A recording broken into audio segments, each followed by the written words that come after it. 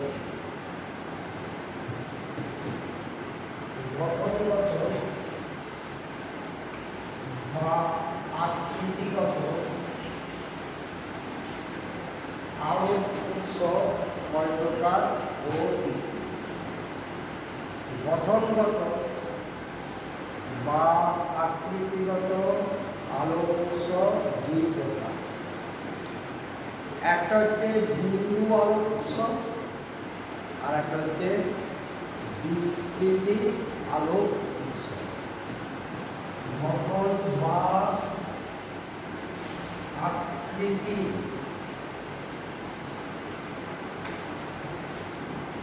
গত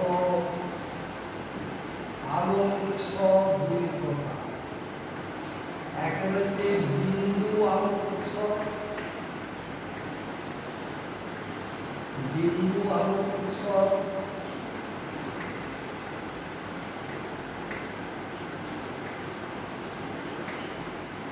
আর একটা হচ্ছে বিস্তৃত আলোক উৎস।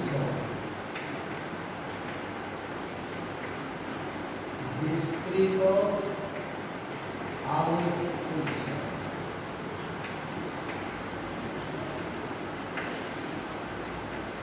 এই বিন্দুগত আলোক উৎস কাকে বলে? বিন্দুগত বলতে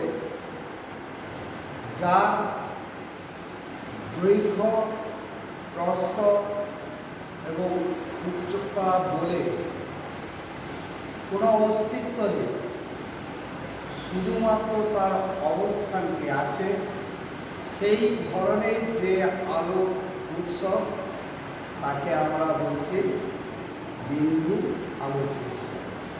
তাহলে বিন্দু আলোক উৎসটা কি? যার দৈর্ঘ্য, প্রস্থ এবং উচ্চতা বলে কোনো অস্তিত্ব নেই, শুধুমাত্র অবস্থানটি আছে, সেই ধরনের আলোক উৎস বলে। যেমন একটা টর্চের মুখে যদি আমরা একটা কালো কাপড় দিয়ে বা কালো কাগজ দিয়ে মুখটাকে আবদ্ধ করে রাখি, রেখে সেই কাগজে একটা ছুঁচে করে ফুটো করি বা ছিদ্র করি, তাহলে সেই ছিদ্র দিয়ে যে আলোটা বেরিয়ে আসে, সেই আলো ছিদ্রটাকেই বলবো তখন বিন্দু আলোক উৎস। তাহলে বিন্দু আলোক উৎস কি? টর্চের মুখে কালো একটা কাগজকে ধরে তাতে একটা ছুঁচে ছিদ্র করলে যে ছিদ্রটা আমরা পাই তাকে বলছি বিন্দু আলোক উৎস। বিস্তৃত আলোক উৎস কাকে বলে? যে আলোক উৎসের দৈর্ঘ্য, প্রস্থ, উচ্চতা অবস্থান করে, অর্থাৎ যার আকারটা বড় হয়, তাকে আমরা বলছি বিস্তৃত আলোক উৎস। ওই যে বলেছিল টর্চের মুখে একটা কালো কাগজকে ধরা, যদি এই কাগজটাকে না ধরি তাহলে টর্চ থেকে আলো চারদিকে ছড়িয়ে পড়বে, তখন ওই টর্চের মুখ থেকে যে আলোটা ছড়িয়ে পড়ে সেইটাকে বলছি বিস্তৃত আলোক উৎস থেকে আলো নির্গত হচ্ছে। এই বিস্তৃত আলোক উৎস এবং বিন্দু আলোক উৎসের থেকে কিভাবে আমরা ছায়া, প্রচ্ছায়া এবং উপচ্ছায়া সৃষ্টি হয় তার ছবিটা আঁকব। ধরো এটা আমি মুছে দিচ্ছি, বিন্দু আলোক উৎস। তার আগে আমাদের জানতে হবে ছায়া কাকে বলে। ছায়া হচ্ছে কোনো আলো উৎসের সামনে অস্বচ্ছ বস্তু ধরলে তার বিপরীত দিকে যে অন্ধকার অঞ্চল সৃষ্টি হয় তে অন্ধকার অঞ্চলকে আমরা বলছি ছায়া। তাহলে সেই বিন্দু উৎস থেকে কিভাবে ছায়া উৎপন্ন হয় সেটা আমরা চিত্রের সাহায্যে দেখা। ধরো পি একটি বিন্দু আলোক উৎস, এর সামনে একটি অস্বচ্ছ বস্তু ধরো রাখা আছে, অস্বচ্ছ বস্তু রাখা আছে। এই অস্বচ্ছ বস্তুতে আলো প্রবেশ করতে পারেনি।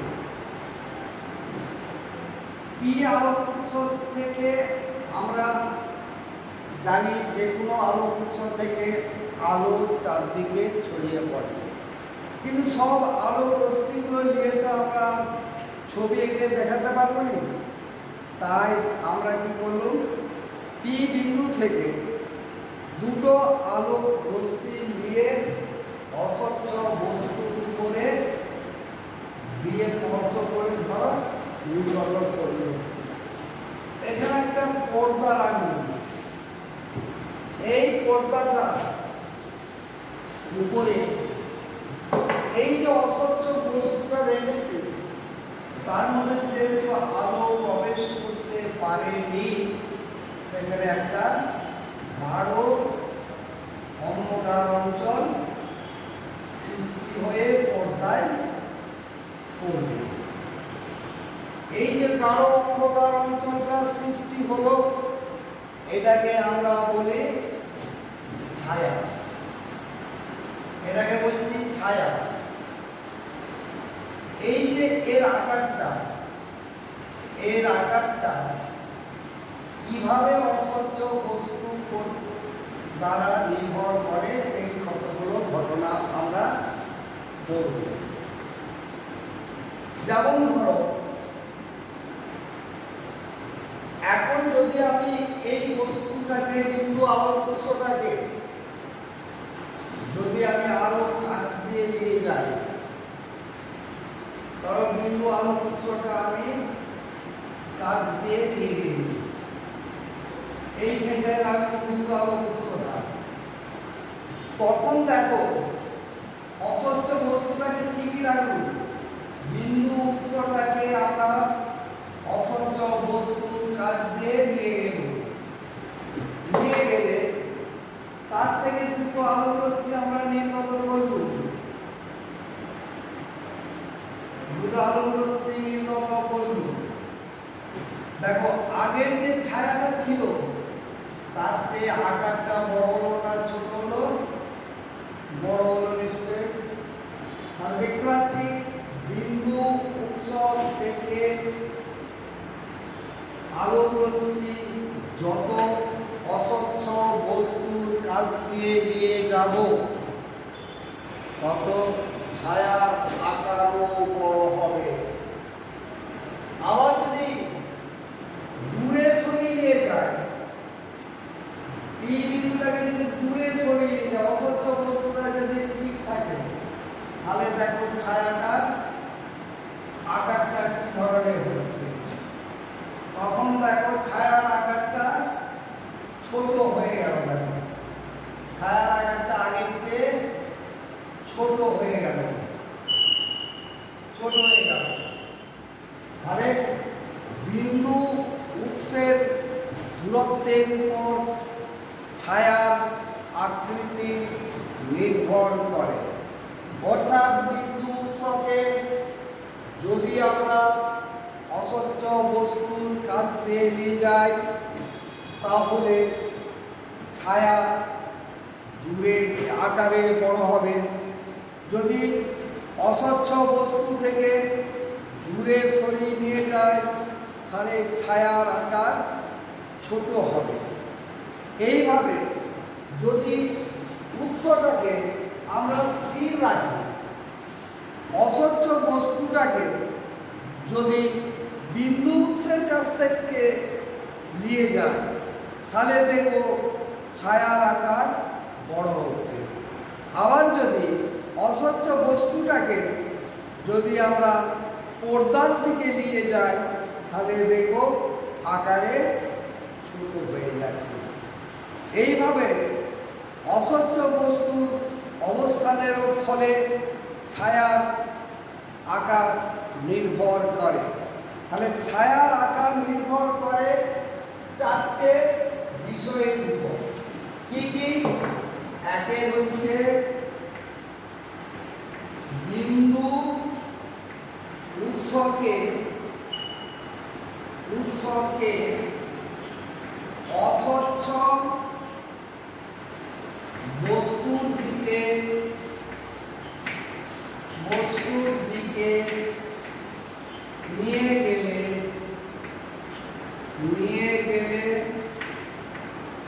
ছায়ার আকার বড় হয়।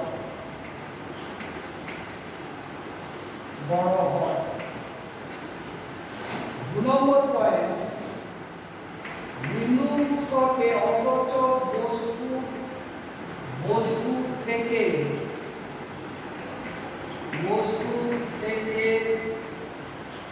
দূরে নিয়ে গেলে ছায়ার আকার ছোট হয়।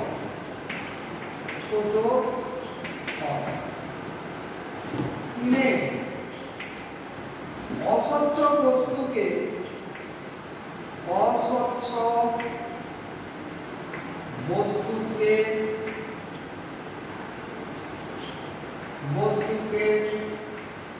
পর্দার দিকে নিয়ে গেলে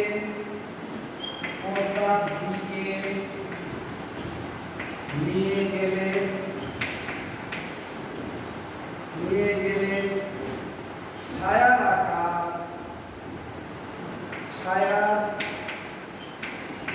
আকার ছোট হয়।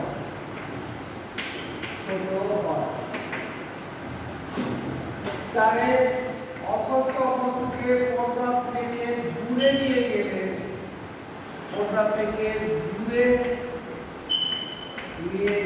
ছায়ার আকার বড়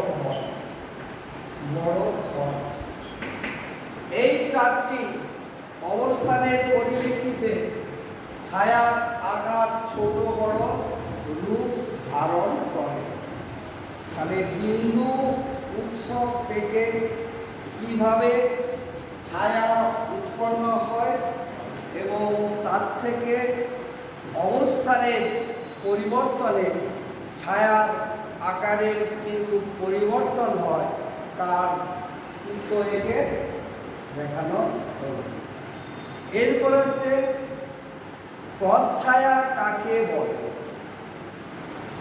প্রচ্ছায়া বলতে বিস্তৃত আলো উৎস থেকে যখন আলো নির্গত হয় তখন তার সামনে কোনো অস্বচ্ছ বস্তু যদি আমরা ধরি, বিপরীত দিকে যে গাঢ় অন্ধকার অঞ্চল সৃষ্টি হয় তাকে বলে প্রচ্ছায়া, এবং হালকা অন্ধকার অঞ্চল যেটা সৃষ্টি হয় তাকে বলে উপচ্ছায়া। তাহলে এখানে দেখো, ছায়া আর প্রচ্ছায়া যদিও সমার্থক অর্থ, তথাপি এর মৌলিক পার্থক্যটা একটা আছে, যেটা হচ্ছে বিন্দু আলোক উৎসের সামনে যখন আমরা অস্বচ্ছ বস্তু ধরি তখন তার পেছনের দিকে যে গাঢ় অন্ধকার অঞ্চল সৃষ্টি হয় তাকে বলছি ছায়া। বিস্তৃত আলোক উৎসের সামনে যদি কোনো অস্বচ্ছ বস্তু আমরা ধরি তাহলে তার বিপরীত দিকে যে অন্ধকার অঞ্চল সৃষ্টি হয় তাকে বলি আমরা প্রচ্ছায়া।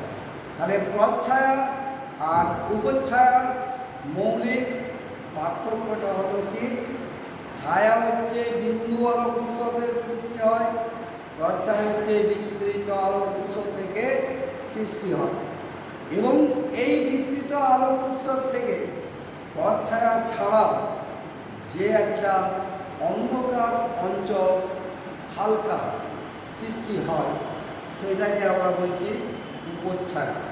এই ছায়া এবং উপচ্ছায়া বিস্তৃত আলোক উৎস থেকে কিভাবে সৃষ্টি হয় তা একটা চিত্র এঁকে দেখানো হয়েছে।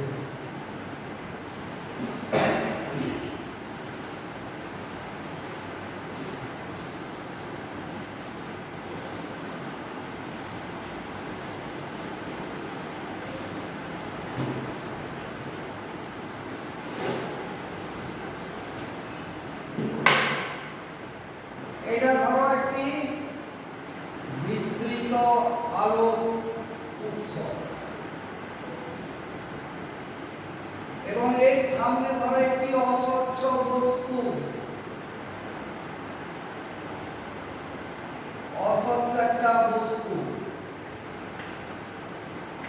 এই বিস্তৃত আলোক উৎস থেকে আমি দুটো আলোক রশ্মি আগে নির্গত করছি, যেটা অস্বচ্ছ বস্তুকে স্পর্শ করে যায়।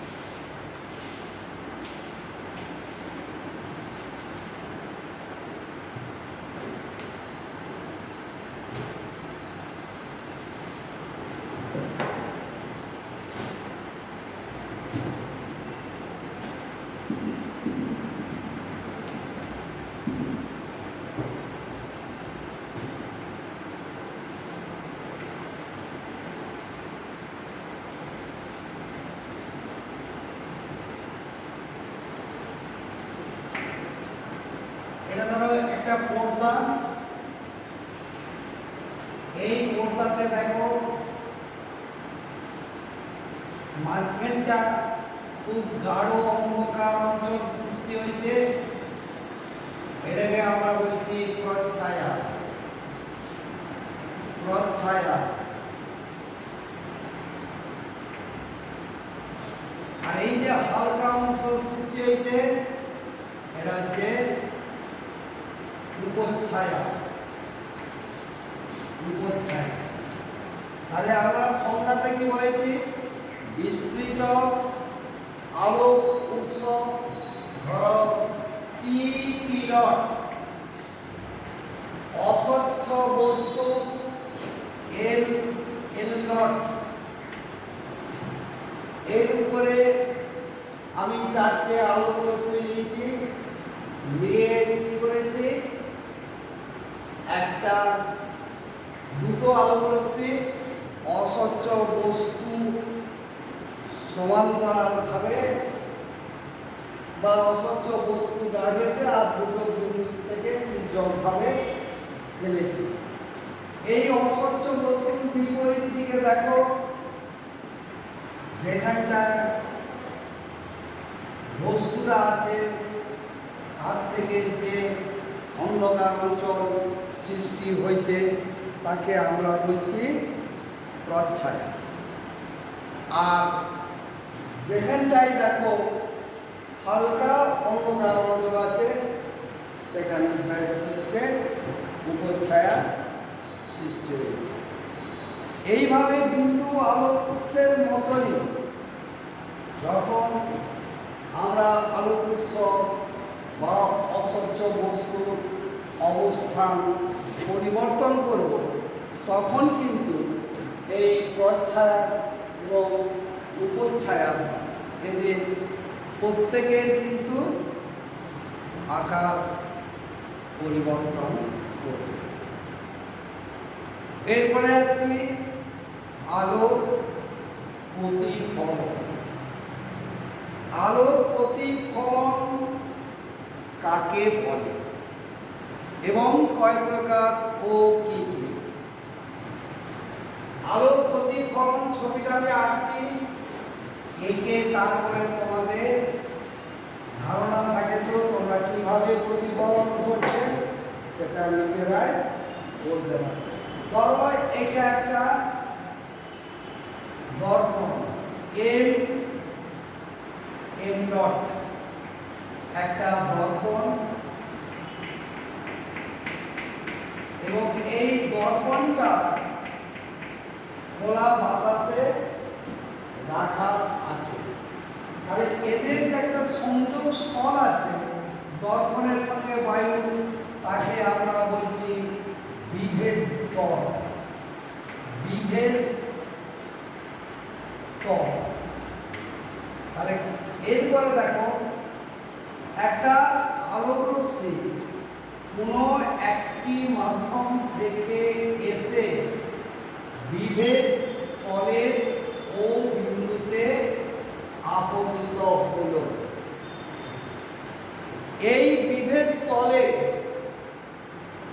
আলোক রশ্মির অভিমুখটা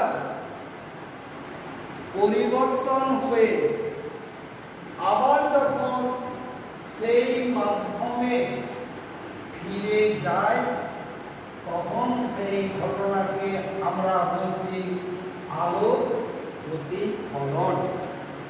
তাহলে আলোক প্রতিফলন কাকে বলে? কোনো একটি আলোক রশ্মি কোনো মাধ্যম থেকে এসে অন্য কোনো মাধ্যমের বিভেদ তলে আপাতিত হয়ে আবার সেই মাধ্যমে ফিরে যায় তাকে বলে আলোর প্রতিফলন। এই আলোর প্রতিফলন হচ্ছে দুই প্রকার। একের হচ্ছে নিয়মিত প্রতিফলন, দুইয়ের হচ্ছে বিক্ষিপ্ত প্রতিফলন। আচ্ছা, এই নিয়মিত প্রতিফলন এবং বিক্ষিপ্ত প্রতিফলন সম্বন্ধে জানার আগে আমরা এই আলোর প্রতিফলনের বিভিন্ন অংশগুলো সম্বন্ধে আগে আমরা জেনে নিই। এই যে একটা মাধ্যম থেকে ধরো ও আলোক রশ্মি এসে বিভেদ তলের ও বিন্দুতে আপতিত হলো, তখন সেই রশ্মিটাকে আমরা বলবো আপতিত রশ্মি। আপতিত রশ্মি। আর ওই বিভেদ তলে ও বিন্দু করতে আলোক রশ্মিটা বাধাপ্রাপ্ত হয়ে আবার ওই মাধ্যমে ওবি দিয়ে চলে গেল, এটাকে আমরা তখন বলবো প্রতিফলিত রশ্মি।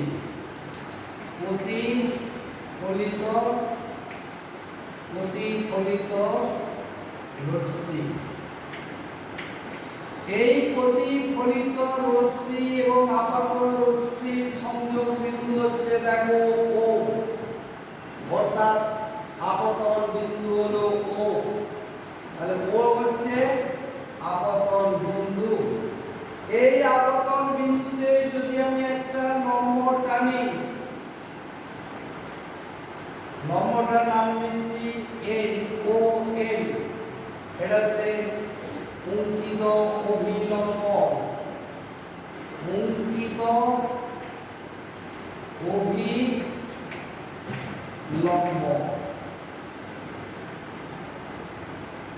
অঙ্কিত অভিলম্ব। আর এই আপাতিত রশ্মির সঙ্গে অঙ্কিত অভিলম্ব যে কোণ উৎপন্ন করে তাকে বলে আপাতন কোণ। আপাতন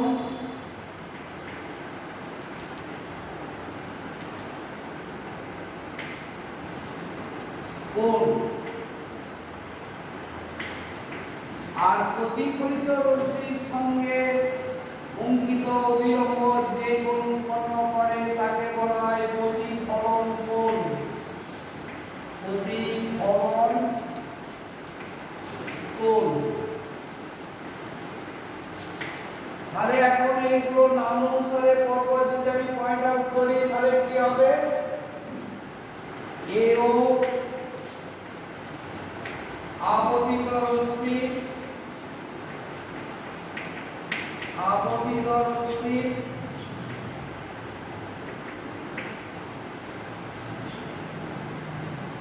ওবি প্রতিফলিত রশ্মি,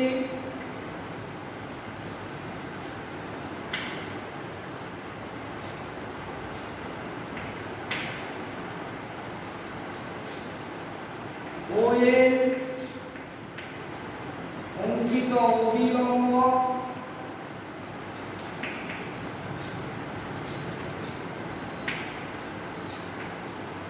অঙ্কিত অভিলম্ব, ও হচ্ছে আপতন বিন্দু, বিভেদ তলের আপতন বিন্দু,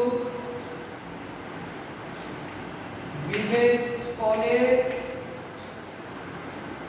আপতন বিন্দু,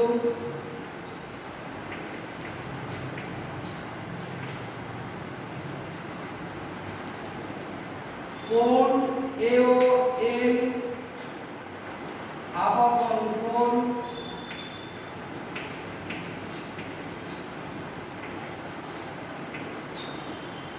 কোণ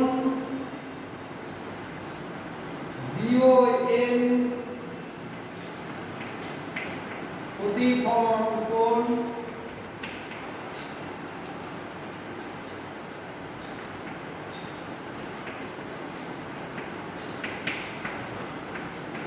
প্রতিফলন কোণ। তাহলে দেখো এই ছবিটার থেকে আমরা প্রতিফলনের যে বিভিন্ন অংশগুলো আমরা প্রত্যেকটাই চিহ্নিত করেছি। এইখান থেকে প্রতিফলনের দুটো সূত্র পাওয়া যায়। সেই সূত্রগুলো কি? দেখো, আপতিত রশ্মি, প্রতিফলিত রশ্মি, বিভেদ তলে আপতন বিন্দু, এরা প্রত্যেকে একই তলে অবস্থান করেছে। এটা হচ্ছে প্রতিফলনের প্রথম সূত্র। আপতিত রশ্মি, প্রতিফলিত রশ্মি, বিভেদ তলে আপতন বিন্দুতে অঙ্কিত অভিলম্ব একই সমতলে অবস্থান করে। দ্বিতীয় সূত্রটা কি? এই যে বলেছি আপতন কোণ, অর্থাৎ আপতিত রশ্মির সঙ্গে অঙ্কিত অভিলম্ব যে কোণটা উৎপন্ন করেছে এই কোণটাকে আমরা বলছি আপতন কোণ। এটা যদি আমরা মাপি, মাপলে দেখব এই কোণের মান যত হবে, প্রতিফলিত রশ্মি অঙ্কিত অভিলম্বের সঙ্গে যে কোণ উৎপন্ন করেছে সেই কোণের মানও ওই আপতন কোণের মানের সমান হয়। অর্থাৎ আপতন কোণের মান এবং প্রতিফলন কোণের মান পরস্পর সমান। অর্থাৎ আমরা যদি আপতন কোণের মানটাকে x ডিগ্রি ধরি তাহলে প্রতিফলন কোণের মান হবে x ডিগ্রি। এটাই হচ্ছে প্রতিফলনের দ্বিতীয় সূত্র। তাহলে আজকে এই পর্যন্তই থাক। এরপর দিনে আবার আমরা ওই প্রতিফলনের ভাগগুলো সম্বন্ধে আলোচনা করব, যে নিয়মিত প্রতিফলন কাকে বলে, বিক্ষিপ্ত প্রতিফলন কাকে বলে, এবং এই নিয়মিত প্রতিফলনের বিক্ষিপ্ত প্রতিফলনের ব্যবহারিক প্রয়োগগুলো আলোচনা করব। হ্যাঁ, ঠিক আছে, ভালো করে দেখবে সব।